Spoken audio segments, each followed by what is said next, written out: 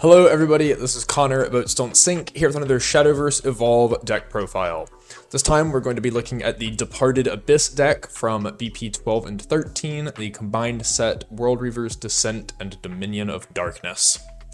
Now, before we jump into the deck list for this deck, since it has been a while since I've put any deck lists out and kind of completely missed set 11 unfortunately, I did want to take a quick look at the set 11 Abyss deck that I played at the Rosemont Regional.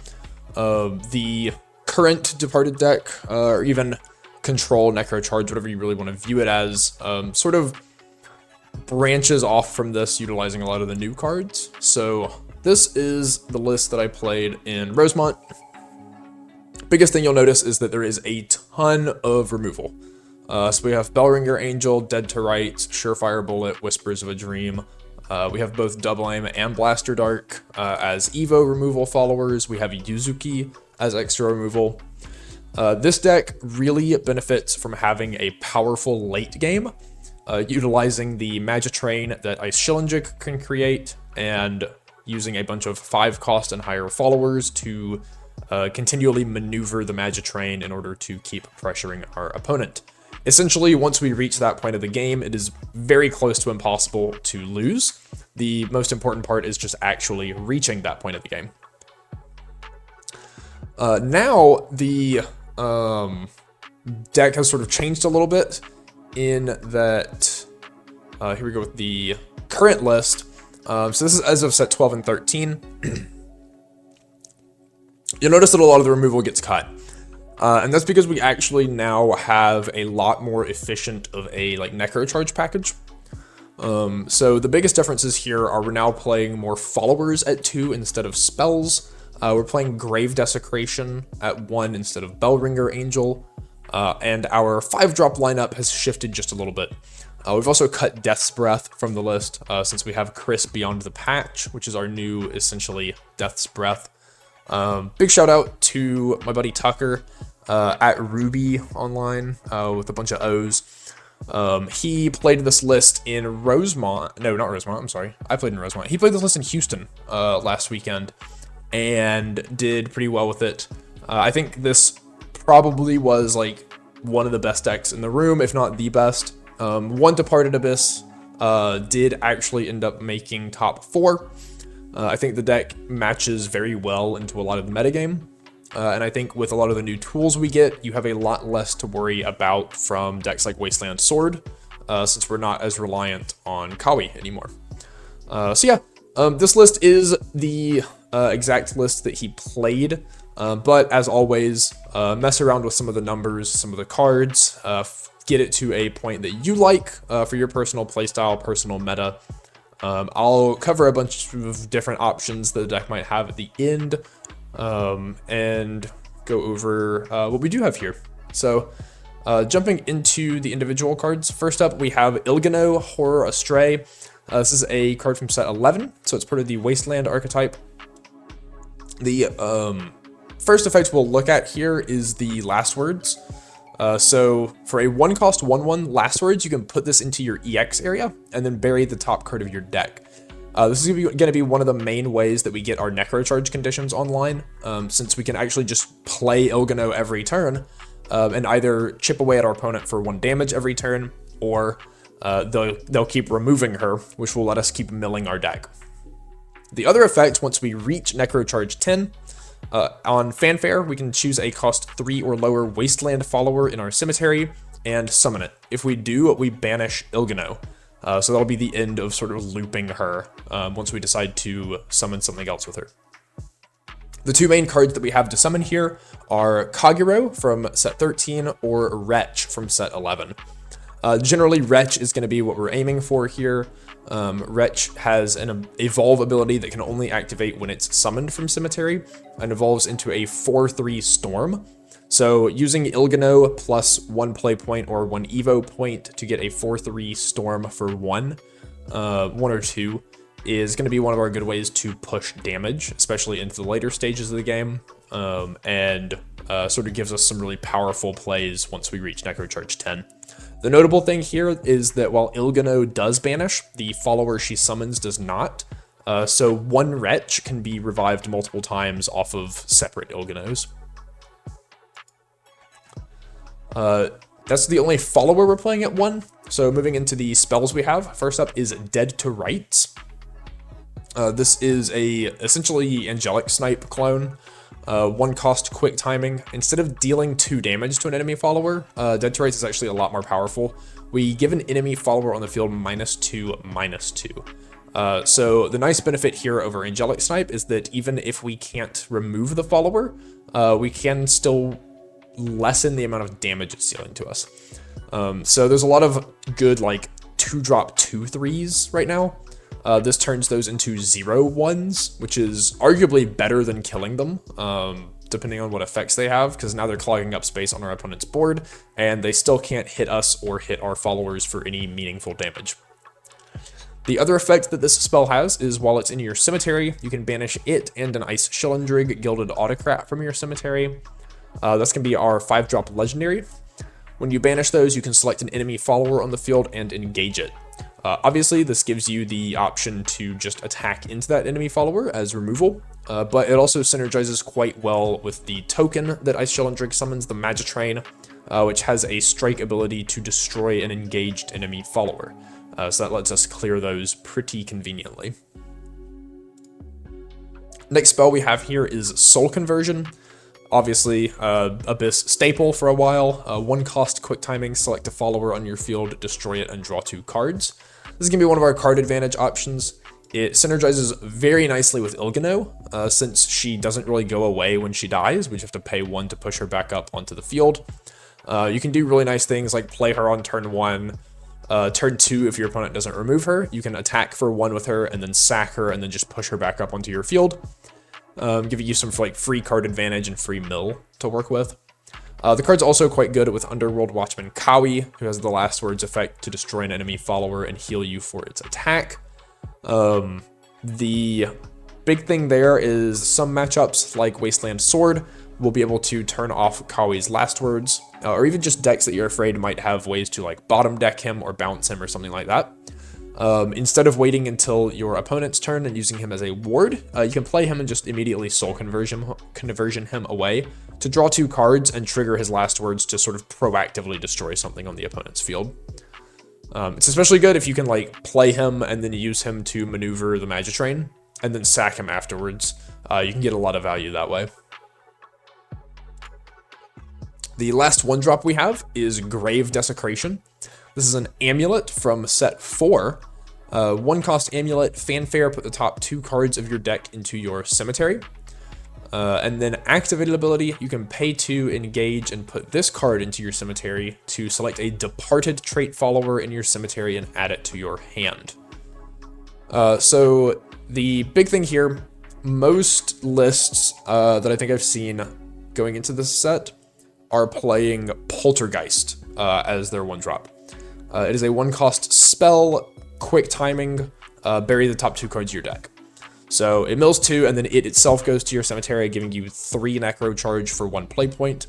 Grave Desecration is not quite as fast. It's only going to give you 2 Necrocharge for the 1 play point until you pay 2 more to sack it later. But importantly, this ability can add both Chris Beyond the Patch and Ice Shillendrig back to our hand, which are 2 of the most important cards to our game plan, and they're both departed trait. One of the biggest issues that the deck had in set 11 was that if you didn't find Ice Shillendrig to make the Magitrain, you would lose a very constant source of removal, healing, and face damage to your opponent, which is not, that's 3 things that you don't want to lose out on, especially when you're losing out on all 3 at once. So being able to more consistently get Ice Shillendrig into our hand, and later in the game being able to loop Chris more easily, makes this card, I think, a lot more powerful in the long term, despite being slightly slower on getting your Necrocharge set up. Moving into our 2-drops, which we have a pretty good handful of. First follower we're playing is Double Aim. This is just the standard 2+1. This will be one of the best cards that Abyss runs for the foreseeable future. It's a 2-cost 2/2 fanfare, bury the top card of your deck. Obviously quite good for the game plan. And then it evolves for 1 play point into a 3/3. On evolve, select an enemy follower on the field, deal it 2 damage, Necrocharge 10, deal 4 instead. 2+1s are very powerful. There's always going to be a lot of good early game 2 defense followers worth removing. These are a few that you might see right now. Sekka, Lunarian Paladin, and Burning Horn Dragon. These 3 cards made up 6 of the top 8 decks in Houston, all very worth removing. And in addition, being a 3/3 body that you can rush means you can quite often 2-for-1 your opponent, which is fine. You don't need Double Aim to stick around as face damage. We have plenty of that in the late game. Really just efficiently removing our opponent's followers and surviving until the late game is going to be the primary goal with something like this. It's also nice because if you draw a Double Aim later, once you're already at Necrocharge 10, she deals 4 damage instead of 2, which means it scales up quite nicely into a lot of like 4-drops, 5-drops that are going to see play right now, and can be very efficient removal play point wise into those sort of higher costed cards that your opponent's playing. The next 2-drop we have is a new card from set 12. This is Grimory, Death Teller. Neither Double Aim nor Grimory are departed trait, but thankfully we don't have too big of a focus on that in this deck, so it's not really going to matter too much. Grimory is essentially just Spartoy Sergeant with a million extra lines of text added on. So they're both 2-drop 2/3s with fanfare. Put the top 2 cards of your deck into your cemetery.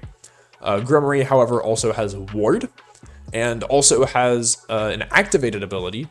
Once you're at Necrocharge 10, you can pay 1 to summon her from your cemetery with last words, banish this card. You can only do it if you do not already have a Grimory on your field. And obviously you have to be at Necrocharge 10. But this means she's a good turn 2 play that is defensive, since she's a 3 defense ward that can mill you 2 to start speeding up your Necrocharge. And then once you do reach 10, she's a 1-drop that doesn't even need hand. You can summon her straight from the cemetery, and she buries 2 more when she enters off of that. So you're +1 on your cemetery size by doing that, and then she banishes on death. So she can get you to 10, and then once you're at 10, she can act as an extra sort of really cheap body that can, not as fast, but help you get up from 10 to 20. Which is going to be the next threshold that you really need. So really powerful card, really nice that she can just be sort of a free body in the mid to late game, which can really sort of round out a lot of your good Chris turns. The other new follower we play is Kagero, Swordbound Soul from set 13.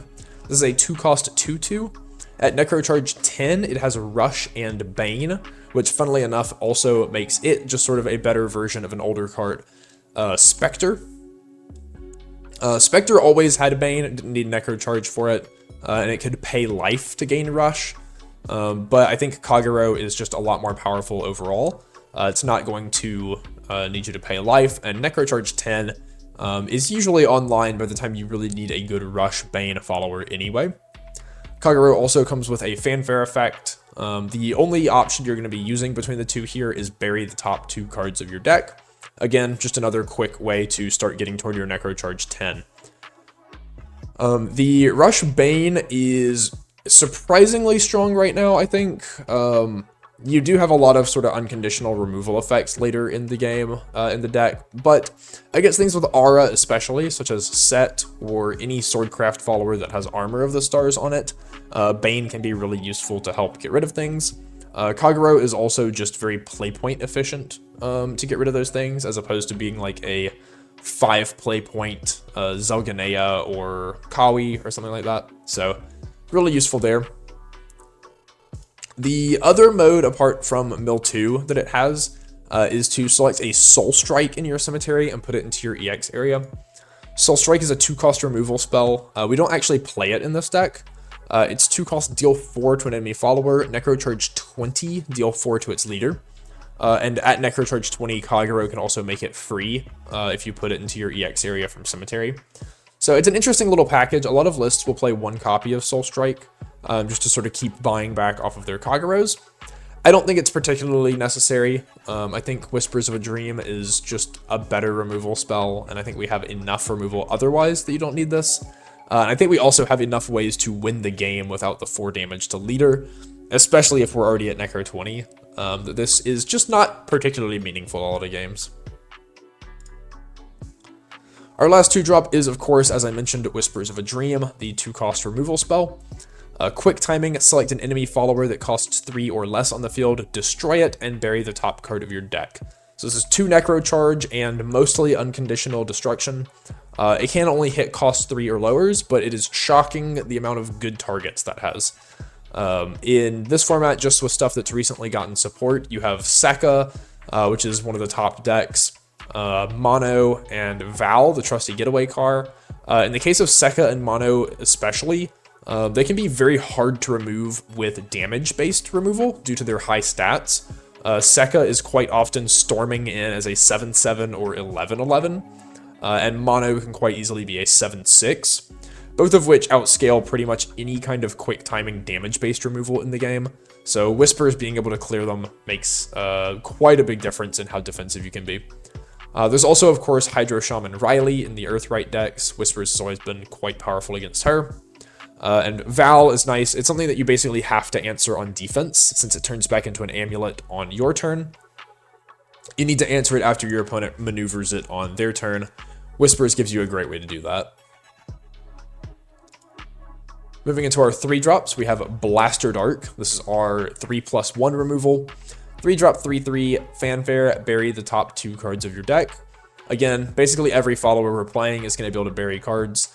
This makes it very easy to get to Necrocharge 10, and surprisingly even easy to get to Necrocharge 20 now, which is where a lot of our win conditions will come into effect.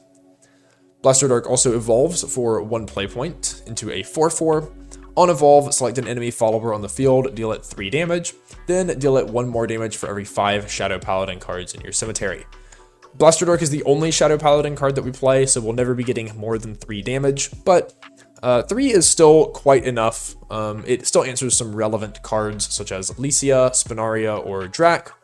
And being a 4/4 body, it means we can still rush into our opponent's 3+1s to trade, which, you know, Blaster Dark's not the best thing out there, but it is still, worst case scenario, a Dragon Warrior that mills us 2. And with what our deck is trying to do, that is plenty acceptable. The other 3+1, 3/2, not even a 3/3, the other 3+1 we play is Wretch. This is a critical part of the Wasteland package. It's a card that will see play more times a game than most of our other cards. So 3-drop 3/2 Rush. Last words, summon a Bullet Bike token and put the top 2 cards of your deck into your cemetery. So of course this is going to give us extra ways to get to Necro 10. And Rush allows us to just sort of play this and crash it in for 3 damage and immediately get that Mill 2 and Bullet Bike. The Bullet Bike is a token that is just a 1-cost amulet. We can sack it to give a follower on our field Rush, and then if it's a Wasteland follower, we can give it +1 attack. We do have a small handful of Wasteland followers. The important one that you would ever be giving the attack buff to is, of course, the Wretch itself, though you can also give it to a Cylindrig or the Magitrain, or even Kagero if you need to. But usually Wretch with Storm or the Magitrain after being maneuvered are going to be where that attack buff is going. Now, if you summon Wretch from your cemetery specifically, you can pay 1 to evolve it. It evolves into a 4/3 with Storm. On evolve, it deals 5 damage to an enemy follower. 5 is a lot. So 5 is going to help us answer, like, big things. I think I have a list of them here on the next slide. Our ways to get it into play from our cemetery. Obviously, Ilgano, that we already mentioned, is a pretty easy way. It's going to be one of our main targets to get off of Ilgano. And then we have Chris Beyond the Patch, which can get any 5-cost or lower. Usually not going to be getting Wretch. We have some bigger things that we can get instead, but Wretch is an option. And then Goldmine Necromancer, which gets us any cost 3 or lower Wasteland specifically. We'll pretty much always be getting Wretch if we're using him. But yeah, so the 5 drops that we can get with our on evolve effect, or 5 defense followers that we can hit with our on evolve effect. Natnot Cursed Queen is a huge one. She's basically always going to be reserved, so you can't attack into her. So very hard to remove, a very annoying card to deal with. Shooting it for 5 is great, as well as cards like Zelganea and Jatalant that are going to often come down, clear something, maybe give you a little bit of trouble, and then just, again, stay reserved on the field. So they're quite difficult to remove. You basically have to use a hard destruction effect on them. Being able to shoot them for 5 and just clear them instantly is real nice. Moving into our 4-drops, we only actually play one 4-drop, play 3 copies of Chris Beyond the Patch. This is a 4-cost 4/4. This is our replacement for Death's Breath. Someone somewhere on the design team decided that Death's Breath wasn't quite good enough, so it needed a 4/4 body and to cost 2 fewer play points. So Chris is, of course, 4-drop 4/4 Fanfare. You select an Abysscraft follower not named Chris Beyond the Patch. It costs 5 or less in your cemetery. If you're Necrocharge 10, you summon it and give it Ward. Same as Death's Breath. We are obviously reducing the cost of the follower we can summon from 8 down to 5 and making it Abyss only. But really, that's all we need anyway. We don't even play anything higher than 5 cost in this deck.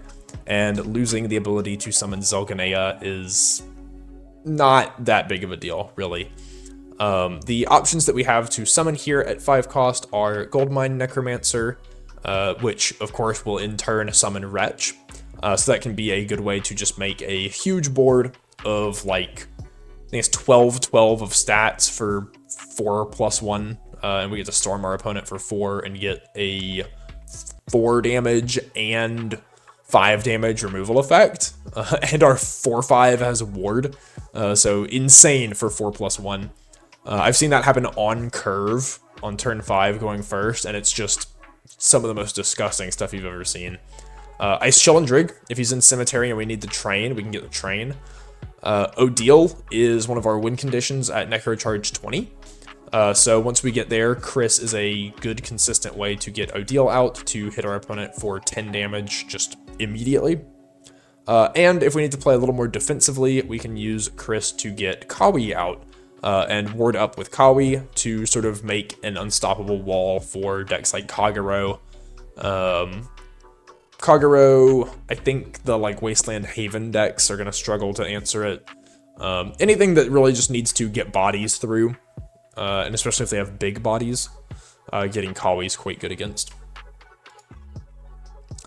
The Goldmine Necromancer itself is a 5-cost 4/5 Fanfare. Select an enemy follower on the field and a Wasteland follower that costs 3 or less in your cemetery. You do have to have both targets to be able to resolve the effect. Necrocharge 10, you deal 4 damage to the enemy follower you selected, and then you summon the Wasteland follower you selected in your cemetery.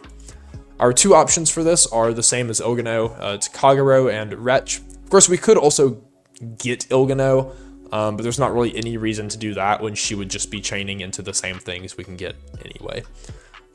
So getting Wretch is usually going to be the play here as well, since it means we get a 4 damage and 5 damage removal effect, as well as the 4 storm off of the Wretch. Really good way to just play point efficiency, get damage, get clear. He's not going to come up a lot, so we only play 1 Goldmine Necromancer, but he has a good target off of Chris, so nice to keep in mind. Ice Shellendrig, Gilded Autocrat. This is a 5-cost 5/5. This is sort of the main focus card of the deck, and was also the main focus card of the deck last set in BP11. His fanfare effect is that if you have no Magitrain on your field, you summon one. So Magitrain is a 5-cost 4/5 amulet token. However, it's an amulet with stats. Crazy, right? It has a maneuver ability. You can pay 1 play point and engage any number of followers that cost a total of 5 or more on your field to turn it into a 4/5 follower for the rest of the turn. It has Rush, meaning the turn that you create it, it can attack enemy followers. And it has Strike. Select an engaged enemy follower on the field, destroy it, and give your leader +2 defense. This is why the engage ability of Dead to Rights can be quite good. It allows us to create targets for the Magitrain to destroy and give us leader defense.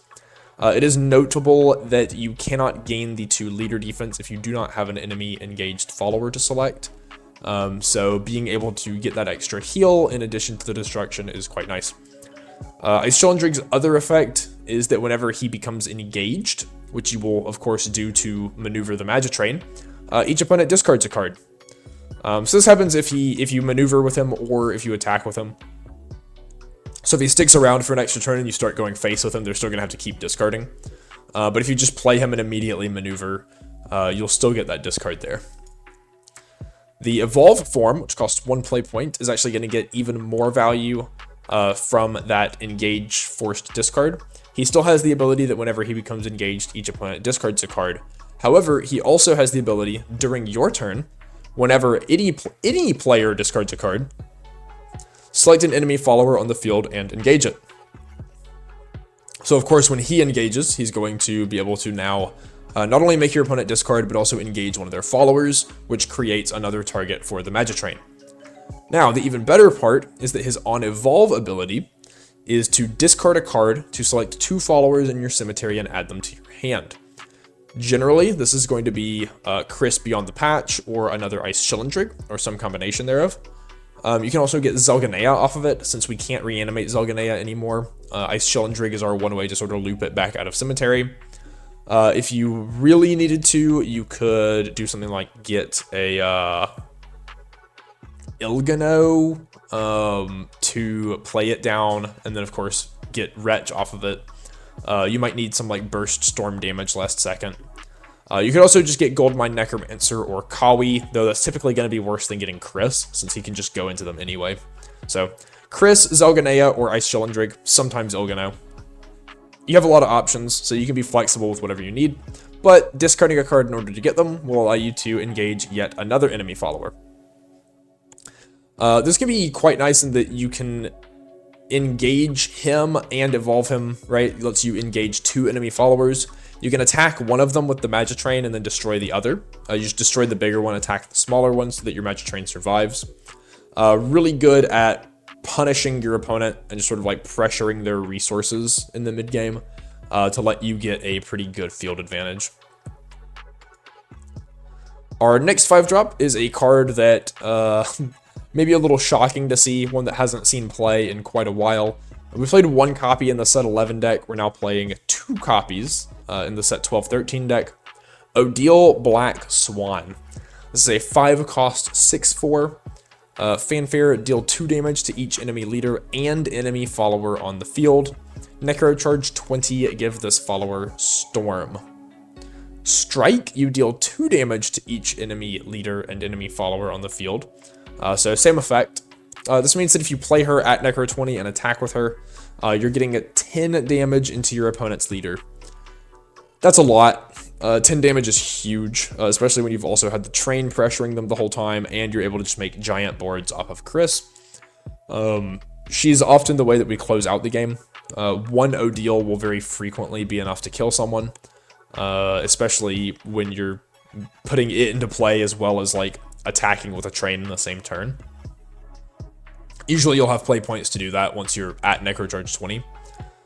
We only need 2 because we're not really actually planning on getting this in hand very often. Sometimes you do just slam it on 5 and hope your opponent can't answer it, especially if they have a bunch of small bodies that you can clear with the Fanfare effect. If they can't answer it, you of course hit them for 8 on the next turn, which essentially wins you the game.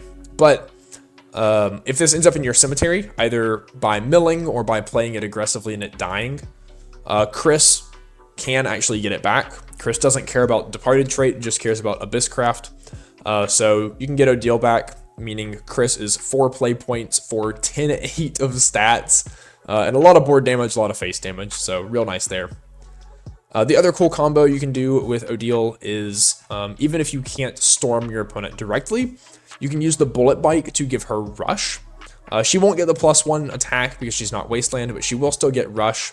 So you can play her to the board, to their face, and then rush her into an enemy follower to their board and to their face again. And then, of course, if she dies or if they kill her on their turn, doesn't matter. You can just get her back with Chris later. We only play one Underworld Watchman Kawi in this deck, which the set 11 deck played 3. It was actually a very critical part of the set 11 deck, walling up with Kawi, especially to beat decks like Kagero. You're just going to sit on a 5-drop 5/5 ward. You can use him to maneuver the Magitrain, meaning it doesn't really matter that you're just playing him and like tapping out a lot of times. And then last words, you select an enemy follower on the field, destroy it, give your leader defense equal to its attack. This means that basically nothing can get through him. If they ever use like a big body to pop your ward, you just pop it back and heal. It forces your opponent into a situation where they need to trade exactly to where their last follower dies by killing Kawi, which oftentimes forces them to use their play points very inefficiently and lets you just sort of gain advantage in the game regardless. He does effectively shut off big stormers, even that have like removal effects tied to them. Things like Dragonic Overlord the End or Latika are going to have to clear his ward to build a storm in, and instead he'll just destroy them and heal a bunch off of their giant attack stats. However, as good as the card sounds, and as good as being on 3 earlier was, the meta is becoming increasingly hostile toward Kawi. He does need the Last Words effect to be good. So with cards like Natnot and Carbuncle's Sparkle running around, either being able to remove his Last Words effect or just bounce him back to hand for free, he's not quite as good against some of the top tier decks. So we play 1 for when he is good, but we don't want to clog on him when he's not. The other cool thing you can do in those matchups, again, using the Bullet Bike, you can give him a rush to just send straight into an enemy follower. If he trades, you can go ahead and activate his Last Words to destroy another enemy follower, or you can use Soul Conversion to sort of forcefully activate it and draw 2 cards in the process. It's quite good, especially against like Sword, where you need to clear some bodies and try to heal, but if you leave him on board defensively, Natnot's going to put him in the box, he's going to lose all his text. And of course, our last card here, we're playing 1 copy of Zelganea the World. This is also down from 3 copies. Without Death's Breath, it's harder to loop it, so we don't really want to focus as hard on it. Instead, basically our main way to get it in hand is just going to be the Ice Shellendrig Evo. Zelganea is Fanfare. If you have no other followers on your field, you can destroy an enemy follower and draw a card. This is quite good. The Magitrain is not a follower until you maneuver it. So if all you have is the Magitrain, you can play Zelganea, pop their guy, draw a card, pay 1, engage Zelganea to maneuver the train, and then still send a face with the train. The other Fanfare effect is that if your leader's defense is 10 or less, you heal 5. This can be quite good against like aggressive decks that are pressuring you really fast before you can stabilize. Zelganea being able to come down, pop something, draw a card, and heal 5 all at once is quite good. And then if you can also maneuver the train to pop something else, maybe even 2 more things, and heal 2 more, it's a really nice stabilization tool. Zelganea does also have the activated ability to pay 10 and banish itself from Cemetery to summon Zelganea O Great World. However, we're not playing that in our Evolve deck. It is just a little bit too slow. By the time we could actually ever win off of O Great World, we could win plenty of other ways instead.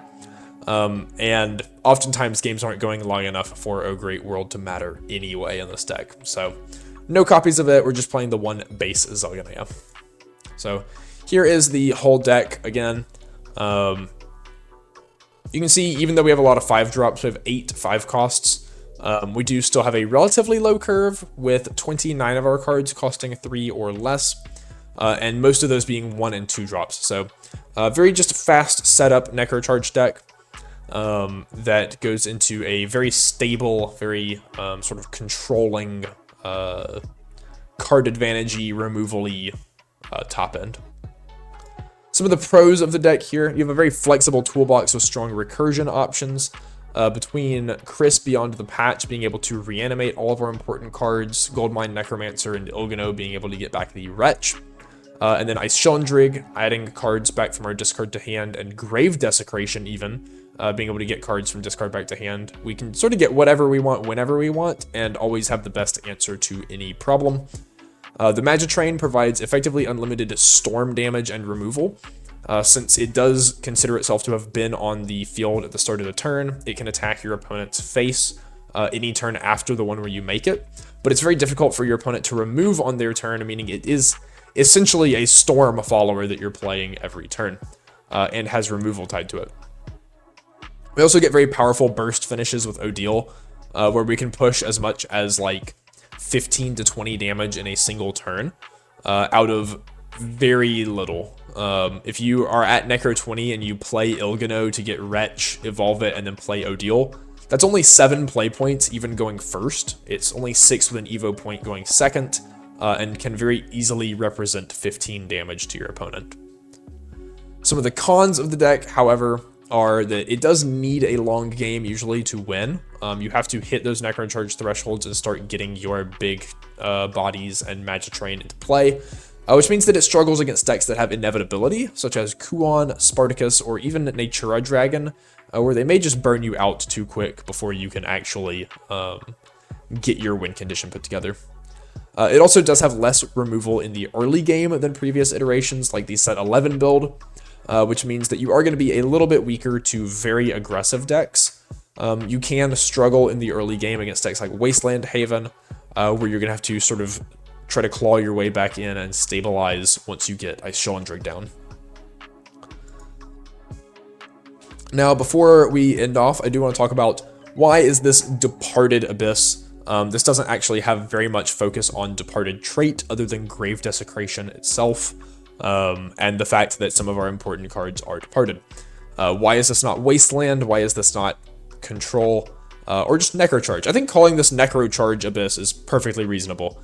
But I think, surprisingly, all of those decks have very similar shells, and might as well just all be the Departed deck, even if you're not playing cards like Tartarus. And funnily enough, the Tartarus deck actually probably does play even more Wasteland cards than this one, so it's not even worth calling this Wasteland. But yeah, Tartarus. Tartarus is a big Departed payoff that you would actually see a lot in the Departed decks. He's a 10-drop 7/7. You can activate ability, pay 1, and put him from your hand into your EX area to look at top 2, add a Departed card to hand, and bury the rest. This is essentially +1 Necrocharge for 1 play point and helps you dig for your important cards. In this case, it would let you dig for things like Ice Shellendrig and Chris. And then once you have 15 Departed cards in Cemetery, he's a 5-drop. So for 5 play points +1 to evolve, you get an 8/8 that reanimates any Departed follower from your Cemetery. This is meant to get big stuff like Ektar. However, in a deck like this, we're just going to use it to like get Chris, and then Chris summons Odile, or Chris summons Goldmine Necromancer or something, and we just make a giant board. So a good card that is not dead in hand early. It can dig you for like good pieces that you need, and then still acts as sort of a finisher in the late game.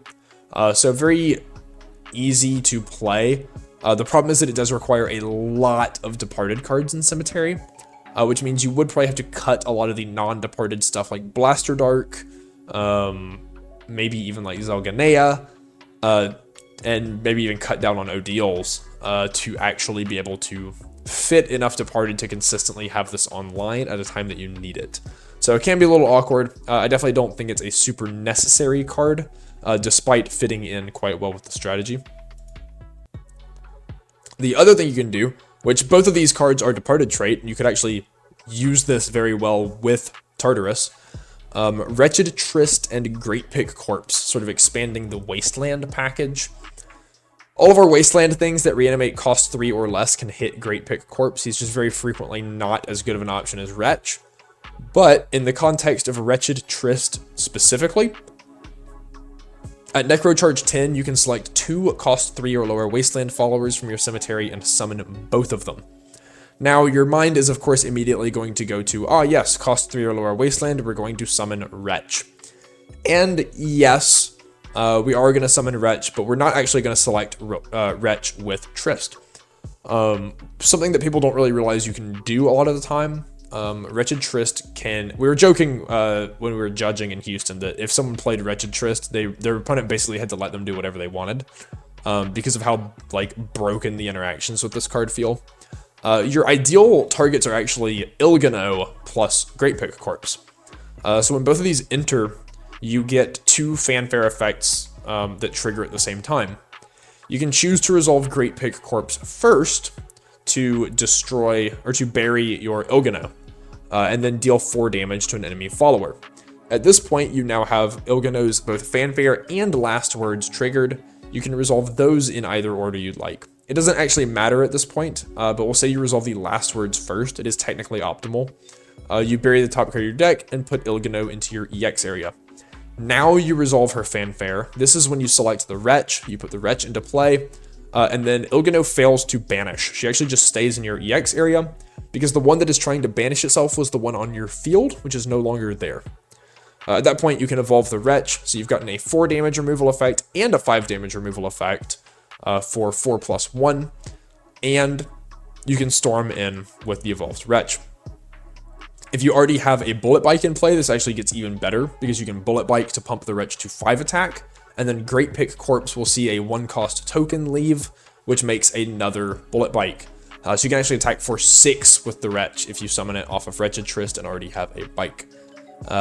And, better yet, because of this whole cycle of events, you actually have an Ilgano waiting in your EX area to get you the Wretch back on the next turn to attack for at least, really at least 6, or at least 5 again, since you've used both of the bikes. When he dies, he'll make another bike. So you're going to get at least 5 more storm damage in on the next turn because of the Ilgano. So, very powerful combo. Issues that this does take up a lot of slots. You basically have to play Great Pig Corpse in place of Blaster Dark. I don't entirely like that because it does slow down your milling a little bit, and Great Pig Corpse is not great second on curve if you go second, because you're not guaranteed to have something that he can sack in play, whereas Blaster Dark is guaranteed to be able to evolve. So, some considerations, but not things that we particularly settled on in this list. Instead, with this deck, the goal was more to have as many cards that were good on their own without needing interactions with other cards. So just a bunch of standalone good cards, and this is where it ended up. I think this is definitely one of the more powerful decks in the format, maybe even the most powerful deck in the format, especially if your opponent doesn't really know how to play against it or know how big of boards you can make off of Chris with very little effort. And once again, of course, thanks to Tucker at Ruby for putting this together. I know he's been talking with one of my other locals quite a lot about Abysscraft, trying to come up with a list like this and optimize it.